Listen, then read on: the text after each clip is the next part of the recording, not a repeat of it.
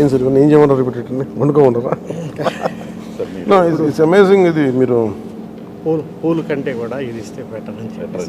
నిజంగా ఎవరికొకళ్ళకి ఇవ్వచ్చు సార్, చాలా మందిగా పేదవాళ్ళకి. అనాథాశ్రమాలకి ఇవ్వచ్చు. చాలా నా రిక్వెస్ట్ కూడా అందరికీ, చాలామంది విగ్రహాలు, శాల్వాస్ ఇవన్నీ తీసుకొస్తూ ఉన్నారు.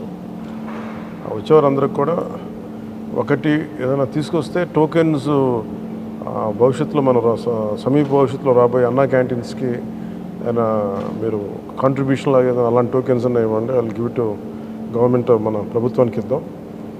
అలాగే మీకు ఏదైనా పర్సనల్గా ఇద్దాం అనుకుంటే ఇలాంటి ఏదైనా ఇవ్వగలిగితే అది నేను అనాథాశ్రమాలకు పంపిస్తాను. అలా కాకుండా ఈ విగ్రహాలు, శాలువాలు ఇవన్నీ నిరుపయోగంగా అయిపోతున్నాయి. ఆ విగ్రహాలకు కూడా ఏం చేయాలో తెలియట్లేదు. అందుకని దయచేసి నా విన్నపం, మా ఎంపీస్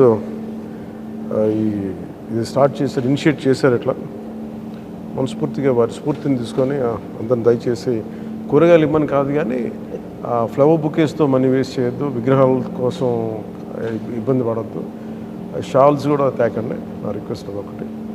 ఏదైనా చేయగలిగితే, నాకు చేయకపోయినా పర్లేదు కానీ అట్లీస్ట్ అది ప్రజలకిను కష్టాలు ఉన్న వాళ్ళకి ఉపయోగపడేలా చేయండి. I'm more than happy for that. Thank you sir, thank you very much.